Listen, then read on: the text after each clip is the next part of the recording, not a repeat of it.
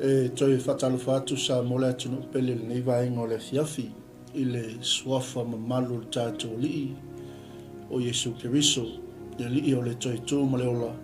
e toi fatu lima tua ila por kalame le tau tua male o nanga Global Kingdom TV e mas foi o le fainga pa anga mal tato Remnant Christian TV po le Channel 10 e pe ona ia il tato tau tua male nanga i Samoa whaafelo i atu o wholo whatu i le pa ia maulungo si o tātou atu nou whaafonga mai le nea fiafi o le whaapuponga leo le tātou por kalame o le mānai o le mānawa o ngā ruenga ia moli atu fo i mo oi whia lava se vai panoa o lo e mai moa mai whaafonga mai ai ia o le whaawawina le nei o le moli mau e me se foi o se moi mitinga o se whaalinga na tuina le atua foi le au auna ia mai se foi o le ngā ruenga le li ia awa le tautuaina o le māno le atua fia la le loto le nea fiafi ia o lo ma sa se lua atu ma le sunga le whawhiangainga po le sunga foi le whatamā o tātou RCTV le sunga le whawhiangainga ia Paulo Mikaeli ia whawhilo i atu ma le nganga whaaloalo lau sunga le whawhiangainga ia whawhilo i foi lau sunga le whatonu po lau sunga le whawhiangainga Mikaeli ia ono le anu fo no fai ona toi mau ni vai no le fiaf e fatalo fat fo le e ma lungo se tata tumu e fai ona mai mo fa fo mai ia le vai no le fiaf le kalami le manai le manavo manuela ia le tua no fai tata to felo ai e le vai no le fiaf amen malo aftai bi le tua mo le fo ile whaftai le lava i au na le tua ma le au whai ngā luenga ia sa ngā lulue mai lava le tae au na le lase ia pa ia mai fo le nei tu lao le fiafi whaftai le ono sai ma lo fo le whatoa toa ia vi ia le tua ma lo sa ili ma lo ta pena ia awa le upua le tua le whangai nai pea ia le lafu ma moe po le tino Keriso ina ia alofangia le atua le tatou folaunga e batu foi le lima fatalofa ma le whaamalo ni vaenga le uli ia i le pale mai foi o sio tatou ainga le nea fiafi ia o sia fiafi le nei ia uta pena foi le atua ia o le toia fiafi foi ma le au na le atua le i tuba atu foi mo Samoa ia o sia fiafi e whapena o na ta pena i foi le molimau ia mesio le whaawawina peo le misiona mai le li e peo na sila mai lungo le tātou por kalami aua ne i tau fia le moli mawatu Keriso ia nei la fiafi o le a so o le ma whataltalanaanga fo i ma le sunga le whawhiangainga ia Paulo Mikaele ma se fo i o le visiona ma le moi mitinga na se soani mai fo i le li le fo i tu tino ngā ruenga le tua ia le ua manuia fo le tino Keriso ile nei vai tau e me se foi o tatou sa valinga farfatu tua vi ia le li la sunga ile whawhiangainga te lo le ua umatu le ta por kalame nei masina ua mawai ai e tultuli apua le tatou por kalame o loo ilunga lava o le visiona ma le por kalame le tua le au nanga pe foi ona ia le tautuaina mai o le tino Keriso i si tatou atu no pele o Samoa ia le ona toe pa i o sau noanga mai lava le amatanga ia mai so le tau pou wina mai no le moe mitinga ma lona toe tau mati ina mai wai le whai ngofie le au te tau mai tau ia e whaisi tele o tau sanga na tuina ia le tua i lo loto le nei moe mitinga ma nei whaninga ia e se le taimi ma le aso na whaatau no ina ia le tua pe o se toe whaafsili atu le lau sunga le whawhiangainga ma le ngā whaaloa ia whaafitai ma lo le saungo manino fo i lau sunga le whaatonu lau sunga le whawhiangainga e le vanga le fiafi tu sai ma le whaafsili ia manatu sa tāu fo i e nei whaataltanoanga fo i tua na i le tūlanga o le tātou au nanga le nei ia o le me moni lava ia pe ua ngalue fo ngalue ngale tua ma tatu manatu fo ia e le mawhainga au mai ato i le tua mea umai te me tasi i le whatoa wala winga i tātou ia le li me moni a ia tau te ele ngalue ngale tua ia matatu mautino ai ia ona lava pe ia wa i mai lava ile tua ia tatu me au na fatino o le iva valu tu sanga iva valu sa man maloi ma o il palota mai le kale si o nei le kale si va tona le tua i papa lova lima pe fo ta ua se po kalame o tona ia o fata sanga ile tau no ina luenga o le luafe ma le lua ia ai pe o te sangala nana au mai fo ile tua le nei a fufuanga ina ia faise au unanga fasara lau ia o me monana tu ie i fo ngata ka fa ftai fo ile tua no le to tele o uswa ke siana fo ile au unanga fa tino au unanga ia o me moni lava male fa fo anga sitantu tunu me va be fo ile sunga fa to ia o fa tino ngol ni au unanga ele o se la mona fo lele na fatino o no o ye fo nisi na to faia ia por tu lang fo lele e te tau no fai e o na laua to tele ila to e o na o ke bisana ma tino ke bis o fatino no fo ia to inga o nanga me moni lava ia o me lava na o mai le atua ai lo so ngale a fe ngai e me ka li vai ngale fiafi le lua fe ma le lua a le lua fe lus fu ma le lua to a fa to mo ia le to le mit ia ma o mai la usunga le fiafi ni lus fu to sanga le mamau lus fu to sanga le fa to a fa to mo to sanga le na ia le mit fu nga o mai le to e wala ise le to fa sa la ia ele fa mo fi taimi mai ka ke ma fa fa wa ia po le al ma fu ang wala ia na le umile o ia ma le fo mamau ia le foto a fata mu ia pecha ia inga u fatino le fa mo molle e pe o ina na fa mal malama mo ia le tu le mafuanga o mafuanga pe fo ona ia e mana o mia ni se ia to mai ia ma lilo le poto fo ia o ina wa le fatino ina o le fo i to inga una awa le fa mo fi le fo sa ta u ile ai pona po e tau te laa lo i ngā yuinga ni ia ni tele i o me tau te ui ai e pe fo ni ai ni whata noanga ma lau su fo i tau whainga au unanga wha pe ne lea tu i le whai mo fie e matuata ma tā lava mai tele taini o me au na wha mau popo ma wha tau mo ina ia tino mai wha moi moi ia pe la nga tā ua ia ua malama lama ni inga ua wha tau mo wha moi moi ni ia e poto ale atua e sila fia lava ile atua lo ngatai mitala fia mai e fatau mo ina o fatau no ina fo la pe o ta ua o to ta ua lava tu fo inise le ma o mai le o vai po kala mi fo sa tala noa i va nga ni ia va ali mai le ngatai me a matai fa mo mo ia le ala o fatino a mata lava la ile ime tau le online radio fa mai apps le sino radio ma le radio garden ya pe o vaenga na sa fa mai ngana taimi ya me nga taimi sa matu a matalo na nga yoi le manatu la ina ya la atu ya ai fo se frequency ya fati no ile fm pe o ngata ua e over ma tau sanga fato a ma fainga tali mai ia ona maua mai le frequency iva lima tesima le ono ia ngā luele ngā taimi pei tai ule whawhita auri ia ule whaingitalia na maua i tāwale fo ie wina mai a pani o a pei au le atunu le e te le tāwale ie e whata watu tātou atunu ia no mātou tō tamu whailo fo i lea i leisi awala to e whai leisi tā sanga e mo mi ai sesi frequency ina ia maua umai i tāmale e a tole i fole tau sanga ia a tali mai le atua i le frequency la leo e le taimi le o le valu fitu tesima le iwa ia e lai pe o mai le taimi le foi sa tala ina i le po na po ia vaenga uma o le mao ia maisi fo nisi o tāpenanga o lo o tau whai le taimi ne ina ia whaau ma wha maninu wha mao ia le au nanga ia pe tai o le moi mitinga lava ale tātou au unanga ia le ngata mai i le teo whasana lau ia sa mafofo i whai me tau le online TV ia pe tai ua manatu o le ala alo la i le whatino le TV ia pe ona ia nei ia o ia nga yo inga uma lava pe ona ta u fo ilo sunga le fafengi ua le la ato nei fata usanga talu ona fatino ia ole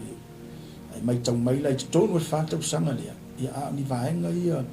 o mawhainga au sia ele au unanga o ia le online radio o ia Fotatu FM malu Fiputesimal iwa i whapenga fo ia live stream ia le fola o ele tatou RCTV Channel 10 ia pe o au unanga na i le taimi lea o ia whaftai fo i le tua ua me o malama tau te ngā lue me whaatino ina e tatou te wha moe moe lava i le tua lau sunga Nānilo. e whalangolangoa me uma i le tua e so somi mai ia e whaatau nu e pe o lau tiu te mali whaiva leo te ngalua e whaatama e pe fo le nganga whaamatala miti a ale vai malima ma le whaatinonga ia o iei whanau o le kanesi Nānilo. awe le tua to mai ia la tau te whaatino ina le au unanga pe ona sini fo lau sunga ni vainga o le fiafi Ieleli. Lea ua manino le lua se fulu tausanga mai le taimina mai e le tua le nei mo i mitinga. Te ia o i le aso ma le taimina ina ua a matauna whaatino mai ma i totono o tausanga ia lau sunga le whawhenga ina na iei se taimina toe a whea i pe ua au mai e le atua i lau sunga fo i lele po le 5 tausanga 8 tausanga a le fatu a whātaunu uina ina ua mawai atu le 2 tausanga ia e pe ole e atu lang fo le awa e tau fo le mele o me mai le atu e ia fo taimi anu wangalo moni la ia ai fo taimi to fa manatu mai ai ai pe la o tu langa le ia e pe fo ngata ua e pe kau ke sili fa pena o la me o le to ai fa tau pe tai no fa tau ona ti lo le lo su tau sanga taluai e ia la ma fu anga ia le moni la ia e pe e fa yam ngalo atu e fo kai me to fa manatu mai ai ma mana mai nei le lua fe lu fu ma le lua ina ua a fa inga lua fe a lu su ma tasinga ua e fo tu lang fo le o fa tanga na o mai ia au mai te binga o le sila lu tau le pen ko fa manatu mai o no le tele o ka le sia na mo la no fo le fio ma le tu ia le e ko fu ma le media ka sila nga me pu le pen to fa manatu mai ia nga ma fo no la i sa mo ia o le te mitong la wala na to fa manatu mai lo ma a mata lo te sanga lua fi lu su ma lu pe un tau ia le ma lo fa tai le ua whaalongolongo to a fo ile ma malo si o tātou atunu. Ia moni lava le saunoanga i whapena fo ile sa waringolo tātou ieini. Ia te men e ngalo i tangata se mea au mai e le atua. Ia ai e whaamaoni a le atua i rona lava taimi. E whaataunu ina i se me fina ngalo i e tama. Nena i saunoa i le tūlanga le wapisa a mata mai lava le tio. Au tonu o le whātau sanga lea mai tau atu e whaisitele o nei la sanga ia sa au sia e le au nanga fo. Ai le i mei mai i le tūranga le le online TV po le tūranga le o i tato au nanga te mil nei le o i le channel. E eise vaenga fo i le na fua i le finangalo lo sunga fo fatama po le au fainga wenga fo i sifi mai le tio ngal TV wale pesa e sauno ia nga mata mai lava le tio o le online radio le tato apps o le senior radio garden ia matato stations here o le iwa 5 tesima le ono ma le valfitu ia valfitu tesima le iwa e se mafuanga fo le na e se fa to fala inga i me le online TV ia ono tu banga fo le e pe fulana ona yele manatu sa ka o wa ia le online TV e pe ta yane wa online TV pe e mai mai sala e so ta inga e sa mai sala e so ta inga le fati le online TV fa fi taulila ia onga wa o pe fa se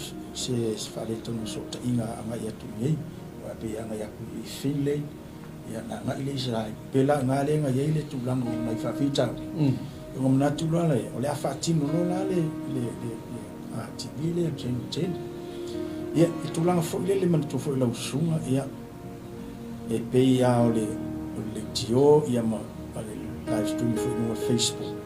ia ai mana fo le nai matu ma ai mai fali ma le la wa te la fo le ia e o ia la fo nga ruenga mala ko ke fo mi ia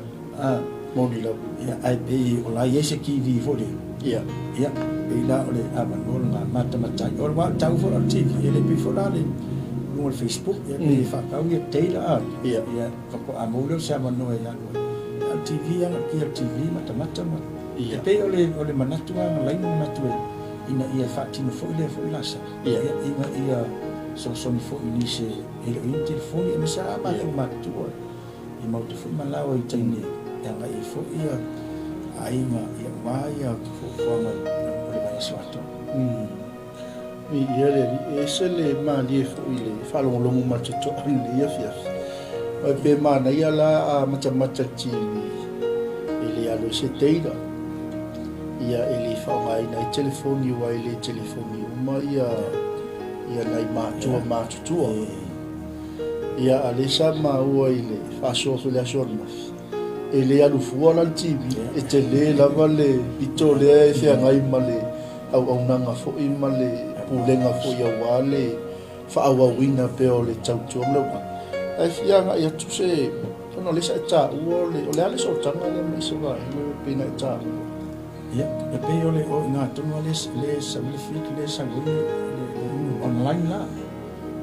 le la wa ka fi le online e o mal so ta inga le nga tu mai lai sa mo mai film ia ale sa ia mai sa la la ki dia na le sa le fit le fa online TV o le ka fi le online TV ia fa ki no TV le na tiko TV le ia channel no kan ni la ka fi online TV se ngali online radio le ia ia le malo faftai le wa manino le tulanga le peone sau no ile tato online radio ia mas se e mai ai lo tato online TV se ia o mai lava ile tato digital channel le wa lu nei sa mo o le tulanga le wai ile na malaina e tele ia le tio sa ele ngata fo ile tio fa business ia le tio fo i fa kemisiano le tio kemisiano le o le tato e kalesia ia mi se fo i wa ia fo kalesia o fai fo la to ala ata po televise o le ase o ia se vaenga fo i le o fai ma papuni o le au manga o ia se tulanga fo i le o tau ia ise vaenga o tau mia ile tulanga le i isi foi au nanga o lo o tato tamo e fatas pe o le tio kipsiano ma TV kipsiano i sabe ia ma lo ma nei fisil matango fisil pe o no sa no ia man to pe fo mo ta le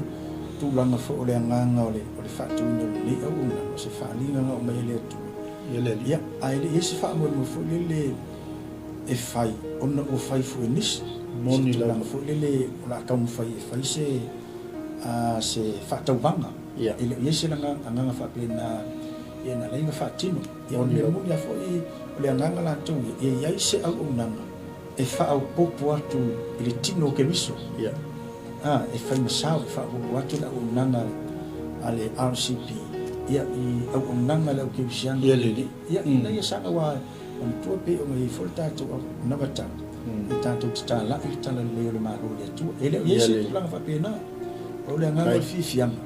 ia o yesi sao fa po kwatu nis fo le kristian o lo la tu fatino ina le au nanga la le ma tu fatino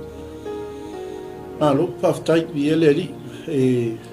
la ngona la vale fi lo tono le sau no bata mo fi wai moni ma fa maoni ele o se tau wanga tato ele fa ia ele o se tulanga fo i fa tau ta va po wai wole le o i sili o ina mo o ina mo ia le wa sauno manino la sunga ile fa fe ngai ngai fe o se au nanga e fa au popo atu ile telefo au nanga e kalisia i ala leo malat ia le li mo le atu fa malo ma fa tele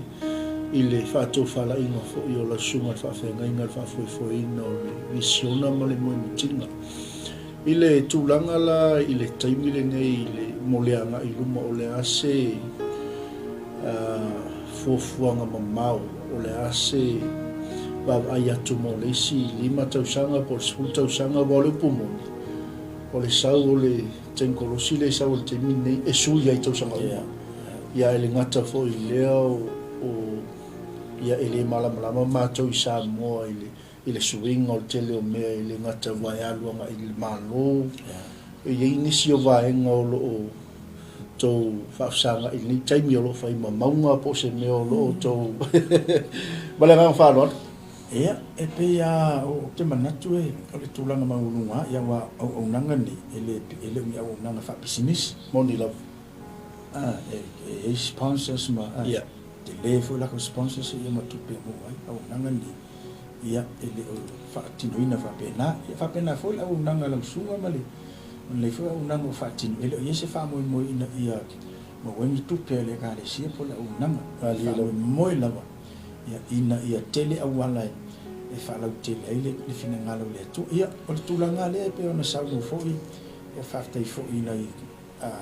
au na fo i ma a le sia ma pa anga fo o lo ma whai o ngatu atu tau au na le lo so mi fo wale le tong fo ne o nanga pe o ta ele tong fi o ngai sa no ia le fo no fanga ma le fale o fo ma sini ma tele o me fa mai ia o tu pe me e fo na tong ia pe fo la ne o nanga sa mo ia o le tulanga na le ba ai ngai ia mai ia e tong fai la vai sa ili ia donations ma is for so ya wala vale tong fai maintain pel tu la no ya ngat fo la le ya nai fa na wi fa ngan wema ma li lo ya na va nga wa ya fo na la tu lo ni fo so fo men fai na fo so tat o na alto tel la wala le committee ma la fa ngan ya volunteers umale ya tino la ni si ya fa ngan wema ya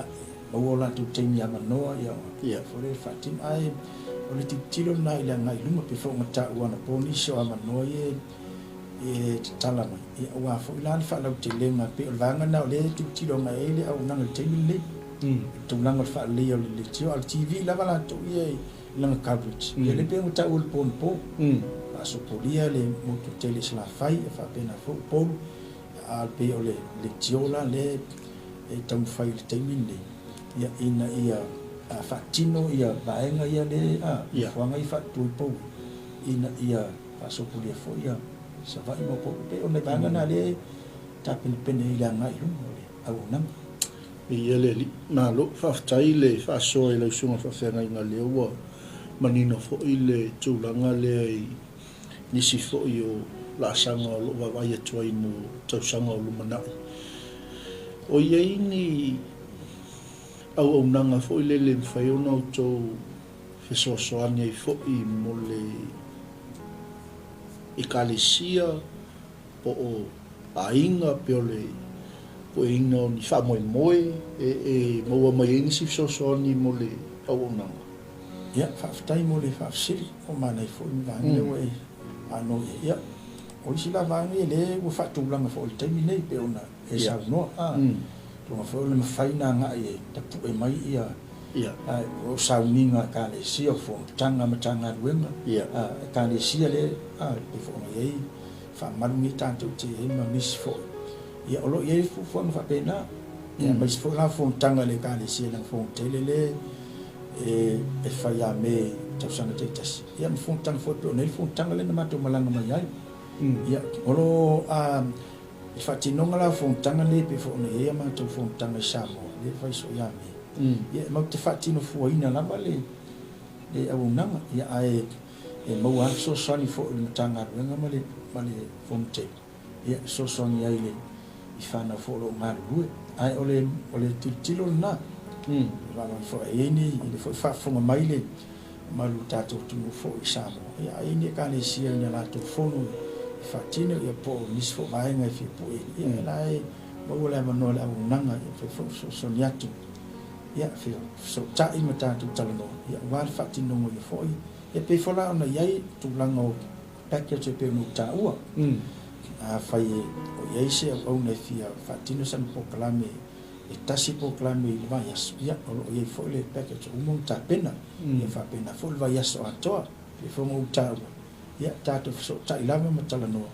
ya o yai fo ni so vai ngai e tau ni sai lio di pepa e tau ni sai ya fa mo tu mai ya tu lango fenga ngai fa tino e o le talia tu na i le pa si di fo ni vai no le fia malo vi ele li fa tai mo le fa ilo fo io le tulanga le vai e to telefo ia e kalesia e fa ia tola to fono tanga i Samoa po konferenisi ia po nisi lava tulanga e mana mia ile au nanga tato TV po tato fale poeta ia lewa Samoa le tunu pele mas fo tino ke visolo fa fonga mai mai se lava i tato atunu o Samoa. Ia o leo ia ile tautua ma le unanga tato RCTV. Ia tautua ina ia konferenisia tato e kalesia. Ia mai se foi o ni polokalame a kalesia. Ia mai se foi. Ia o se tūlanga lava mna o mia ilme poeata. Pe o le sao le abasta.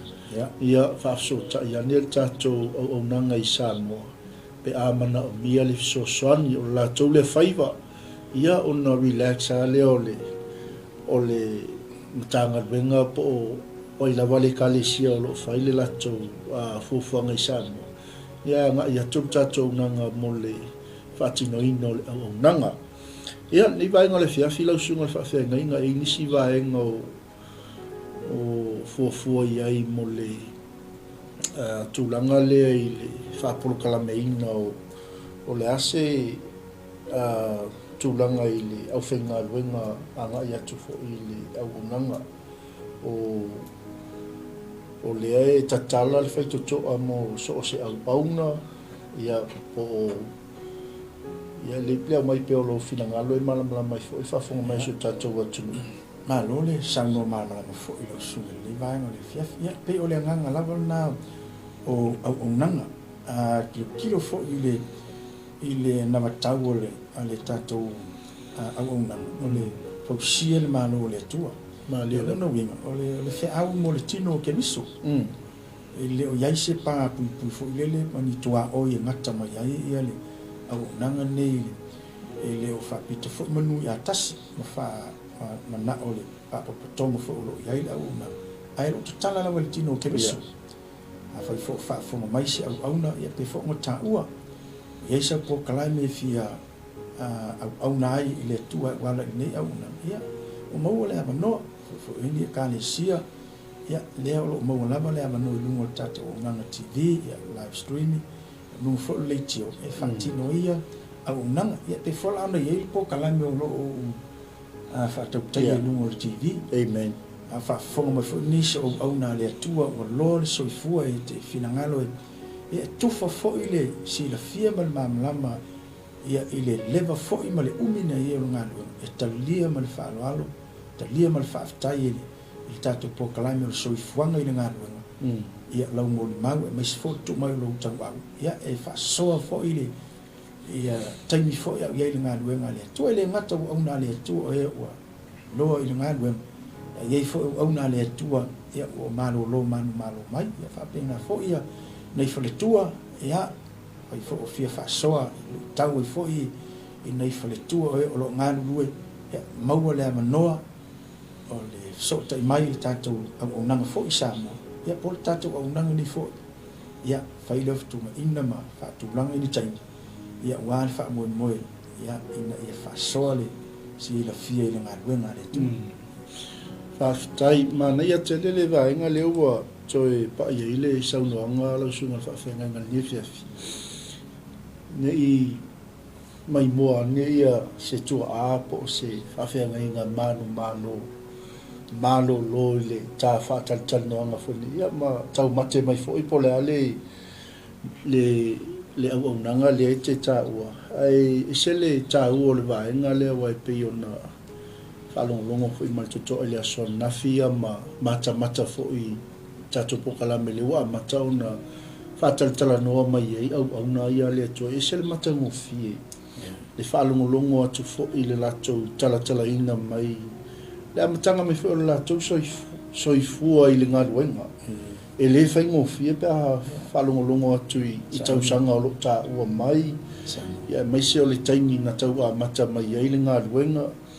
ia mai se foi o nisi o au na sa mo li mau ia o nisi o au na ia ele ioni a oma ai mata utia al fa nga ina ele tu o nei to manu le tala le la fa pe o lo fa funga mai ia ne o tatu tu a matu ia mai se foi la tu le ua malo mai le se au male ngaluenga ia mana ia lau mo li mau e mana ia lau mo li mau mo le si tu pulanga o anga I mai e ta ua tele ia pe foi ona o manu ia I tele foi o mo li mau au na le tu no vinga mana mia foi le si tu pulanga le le ngai to sa no o a tonu lava ia vaenga I o le soifuanga o nei au na ia telinga anga ia I lo fa tal no malanga fa lo ia malo le sa no I le fo vaenga le ta po kalami e pe fo na ta o po kalami nei pe anga fo le ia me sala fo ngalo o leva ia o niso o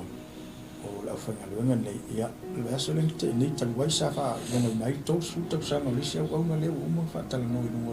o kalami o isi wa ngai atu te dos fu pe la mo ta ua ia le vo sa fa ilo I pona po le mafu anga fa na o po kalami ni wa le moni la ia o le se kai mi o nei au na e tu senga la tu se la tu so fu anga lue ia ono aliela isi fo le tiu te ma faiva ma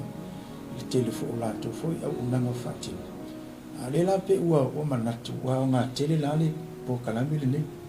ia se fa fonga fo ia alo mo fa na tu pulanga ka le sia ma le ke sia ia se fa sola o una ni o le matua te le la volta ma ai o le tu ma se o le te ta le mo ta o me ai o me mo ai o me ale ma o fa la va I fai ia o va bem o le tu ma fa ui ma ia la tu le fo ko inga fa le ta le ngalo ia mo ia ta tu fo ni va tu ia fa no lo mo lai mo ma na ia o na ni ia e ma tia la le tu ole pe ona sa mo va nga le e pe po kalame ama tambata ma ia ten fo na fili wo inai ma lilo fili wo inai so fua ia a wa pe el tu langa fo le nisi fo il fa lo e fa la ina lo pe fili wo ina ia va la au le tu ke minga le te la fo o na le tu pe fa pena ma fo la mana tu po kalam e ave la tu ngale po kalami si yel termina li wai pe fa mo fia o ina mo ma wat pe fa pe fo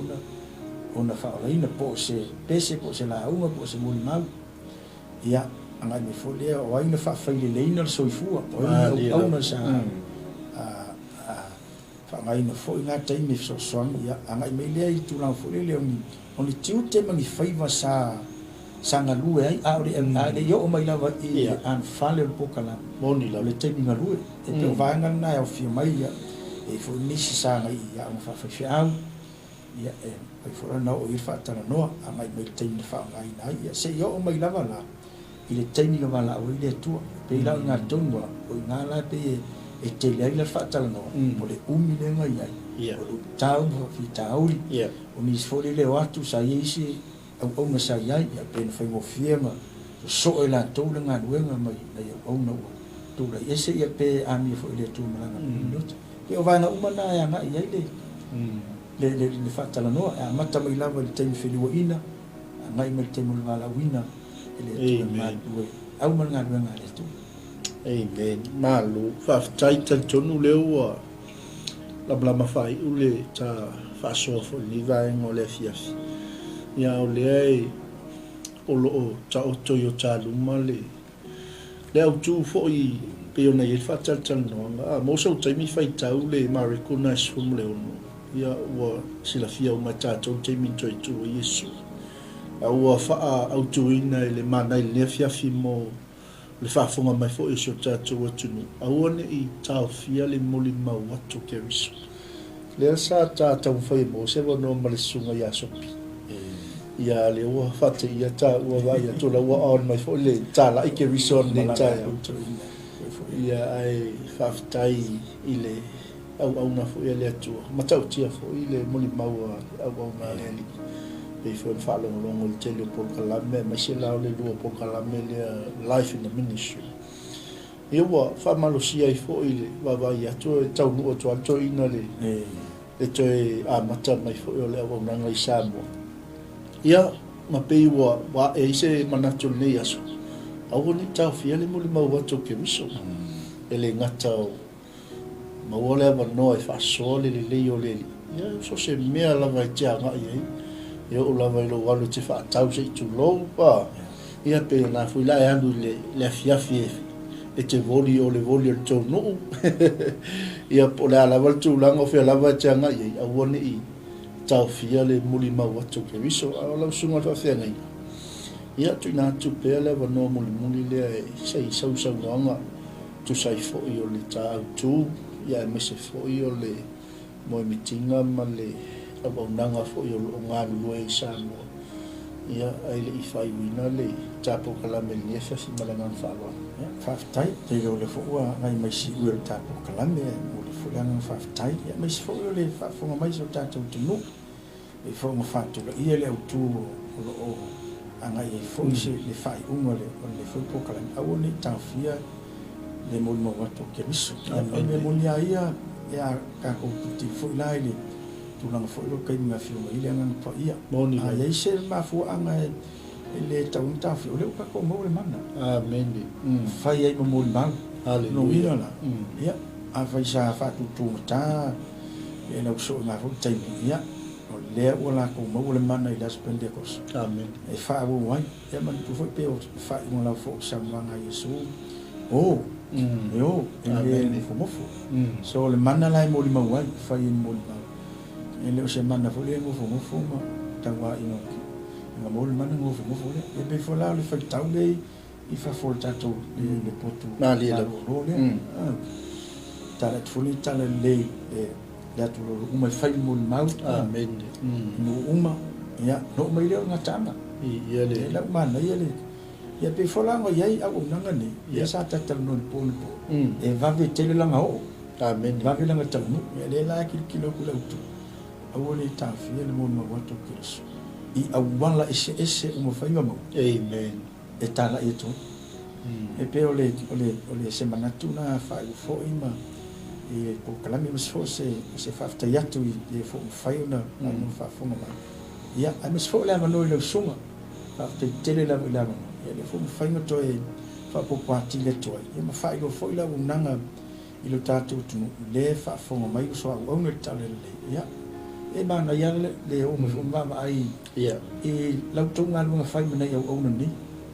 e tasina fa mo nga tasina o so le la wa ma o I shamo ia le tu mali ia ele tasi se fa malu le e anga me na o no ni ole fa me nga ma le se ai fo le o malanga ia le tu tilo le bom fa tasi o fe na wa le anga I mai ia o tino tasi ia fa tino le o na ia le o te talo le tu le su fo fa to fa fe mai ma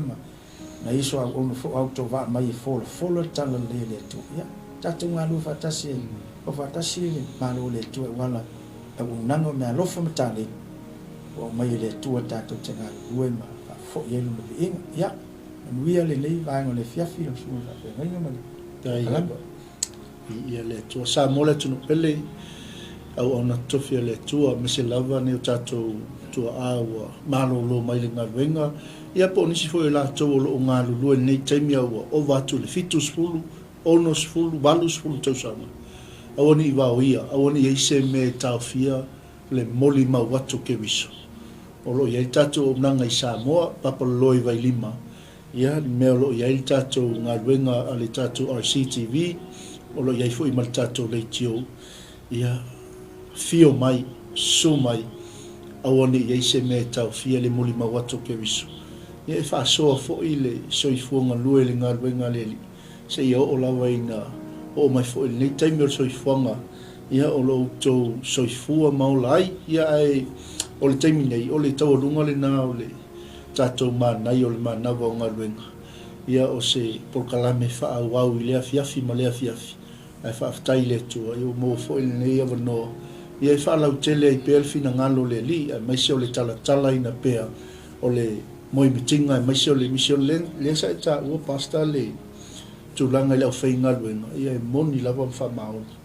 ele I fai ngo fi le wala tala ta sfulu ta usanga le masalo sa o ngo se e foi se vai ia le wai se e te mini ia masalo po le lima ta usanga mo le ministry ia nga ma o ma le tina le ainga ia ma le fa nau ia fa tai le tu o lo fa la tele me la vai le li lana fa ali mai ta pena me mo le fa ali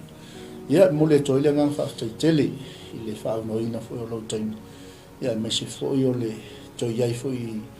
nei atu nu fa pe fo I la fo no ni sila le fa manu ia tele le tu o to tali o tu fo I sa mo ia me se le ta po mai fo yo le tina fa tu ia me se ta to fo inga wenga me se po yo le kalesia fa manu ia tele le tu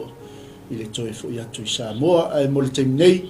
ta tu to fo ila so ta ya lo te masan fa manu ia tele le tu se ta tu o tu no pele sa mo mai ta nei la to ona pe foi le sunga fa fa ngai ya Paulo Mikaeli ma te fato fatu ni vai ngole fiafi so I fuo mai manuia God bless